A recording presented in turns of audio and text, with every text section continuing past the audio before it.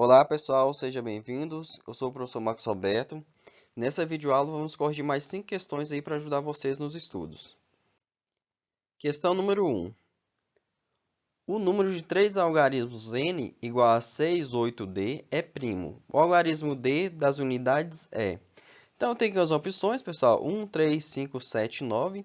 De cara vocês podem ver que não aparece o 2, o 4, o 6 e o 8, porque seria um número par, tá? Então eu teria mais de 2 divisores, porque o número primo são aqueles números, tá? É aquele número que tem apenas 2 divisores. Então olha só, nosso número é 6, 8 e d, tá? Então o que nós vamos fazer? Nós vamos tentar descobrir se o último algarismo aqui, já que ele é primo, tá? Vamos descobrir se esse algarismo vai ser 1, se vai ser 3, 5, 7 ou 9. Então vamos lá. A primeira possibilidade é que fosse 1, tá?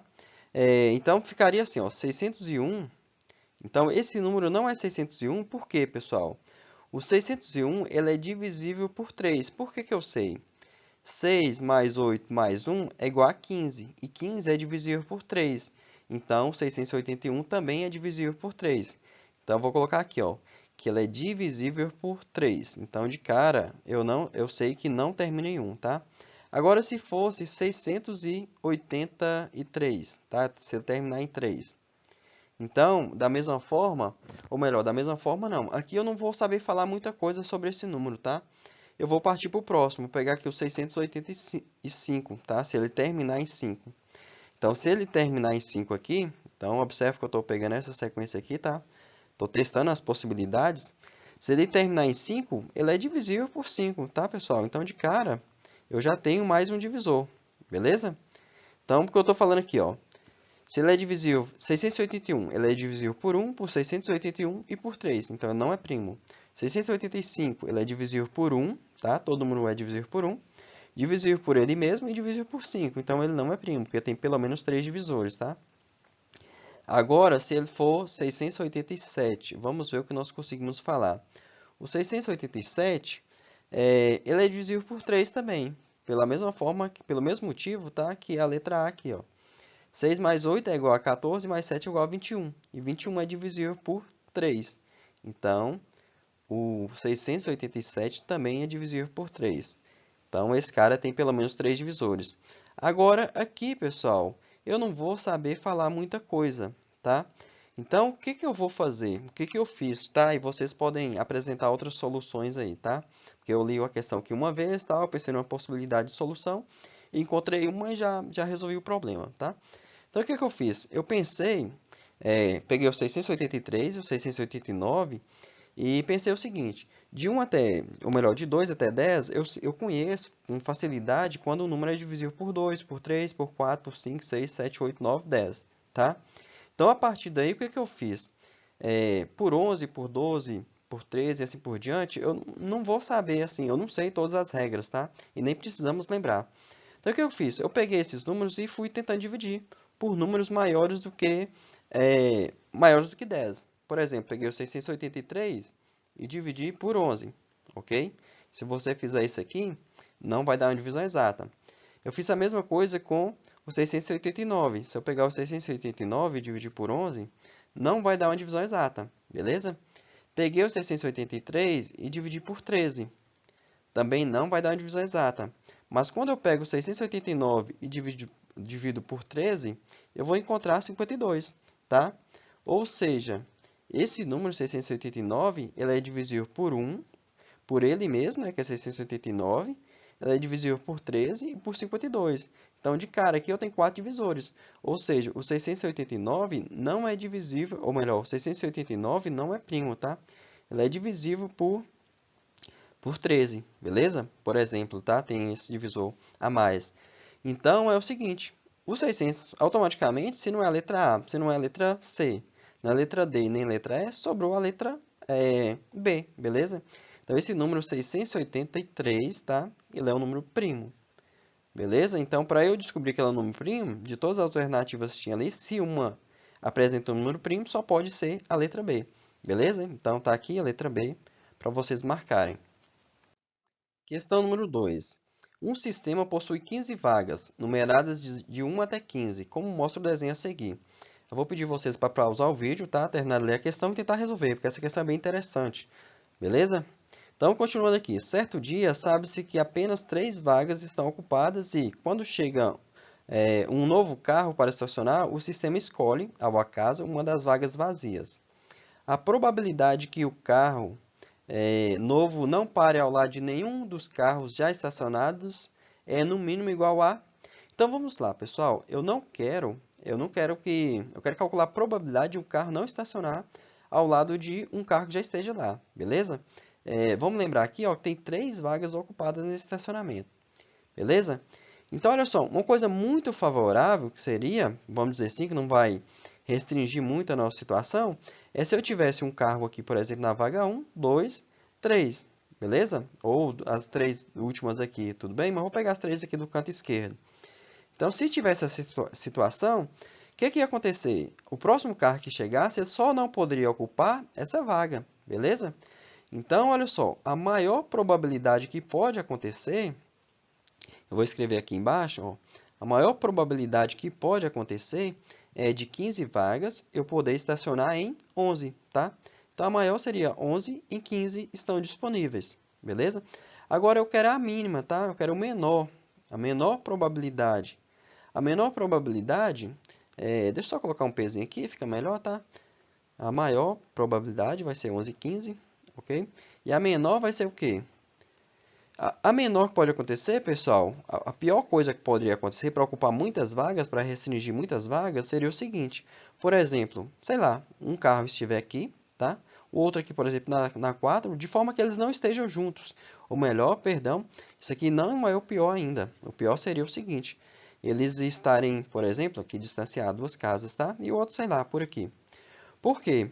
Se eu chegasse nesse estacionamento, eu não poderia estacionar aqui. Então, eu vou colocar não aqui, não aqui.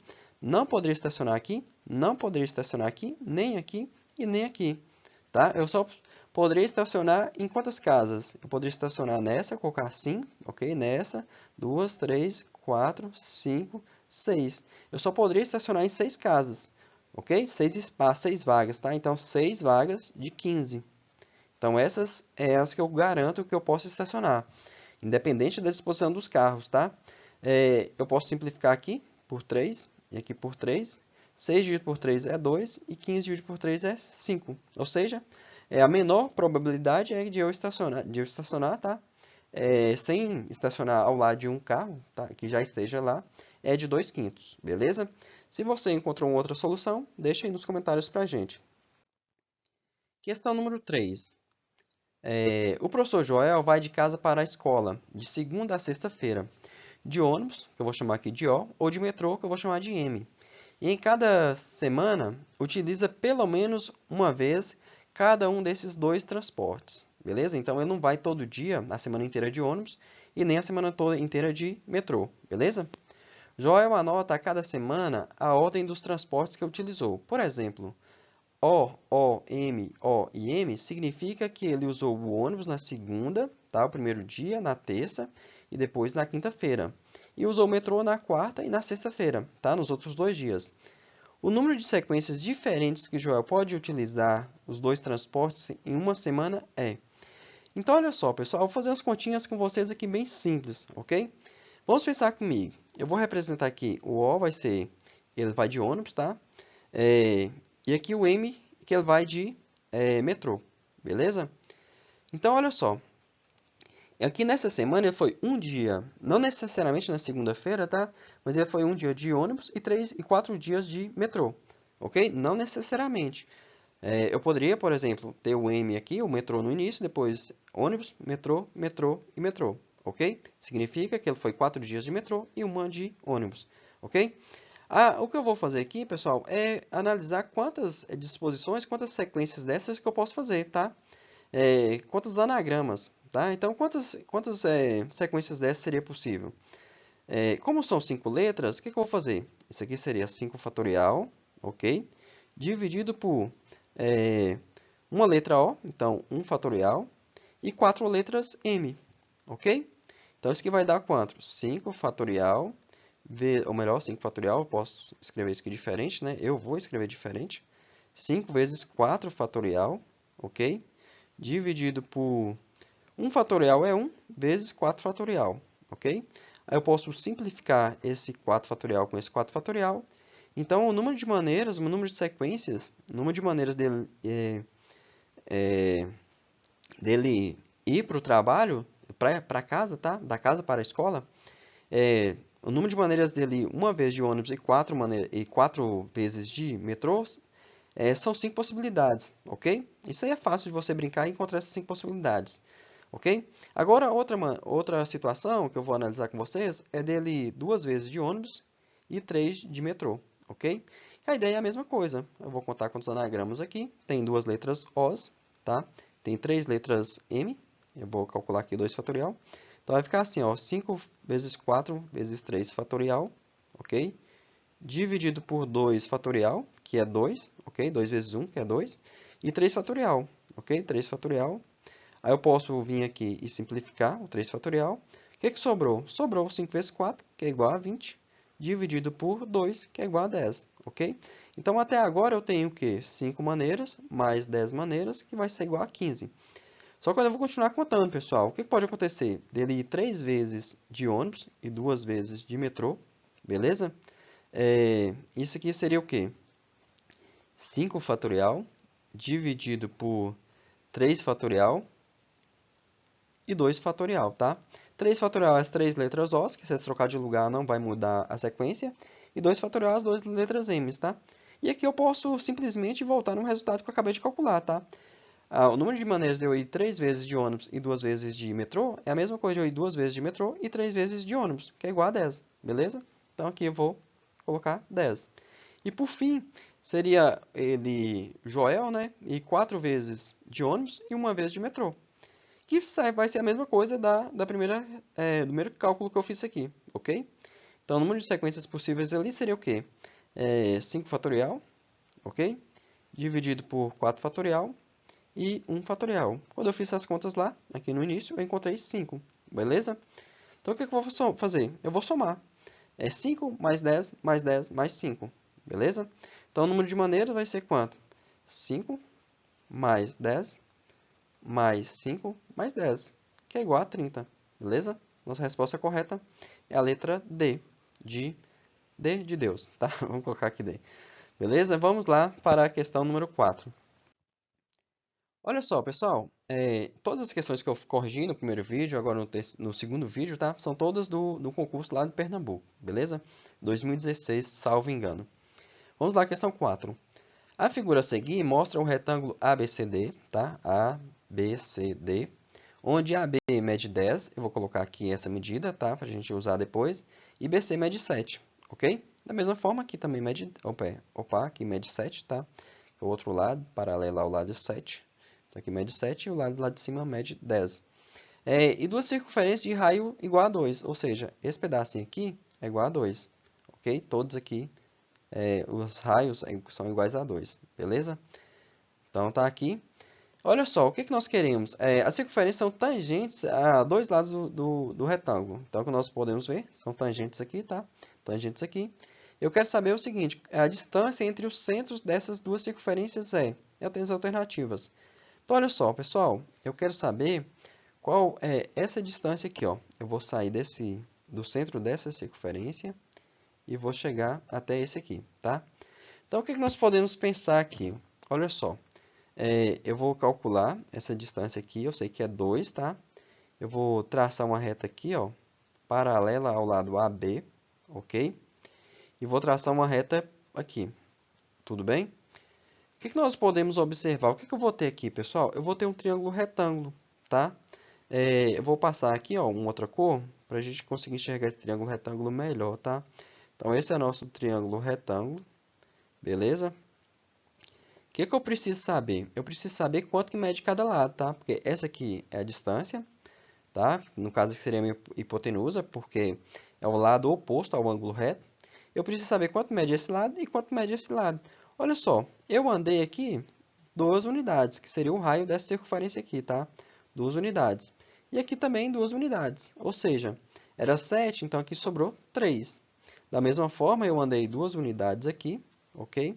e andei 2 unidades aqui. Ou seja, esse comprimento aqui é 10 menos 4, vai ser igual a 6. Então, a distância, que é a minha hipotenusa, a distância ao quadrado vai ser igual a quanto?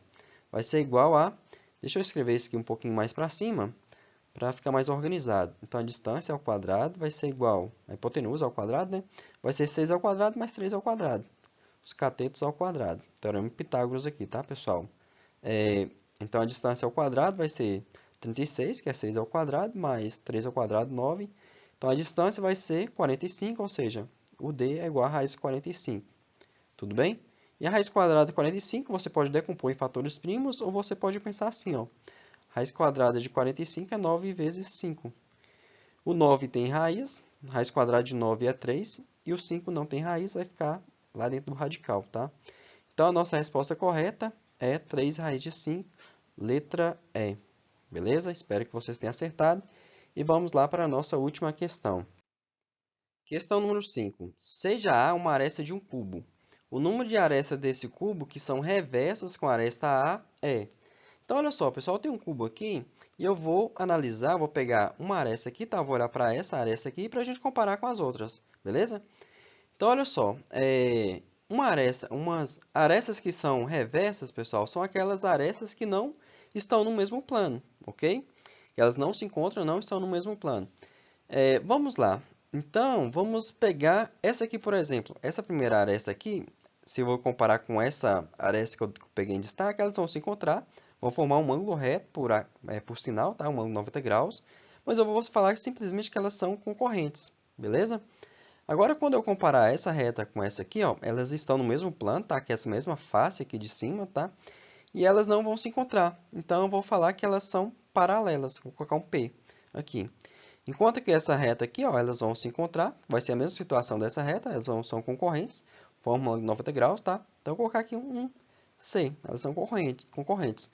Até agora eu não encontrei nenhuma reversa, tá? Quando for reversa, eu vou marcar com a letra R, beleza? Agora, quando eu olhar para essa reta que está descendo aqui, ó, essa aresta aqui, tá? Essa aresta, elas vão se encontrar também. E elas são concorrentes, formando 90 graus, a mesma coisa com essa aqui, tá? Então, as duas... Assim como essas duas aqui anteriores, elas são concorrentes, beleza?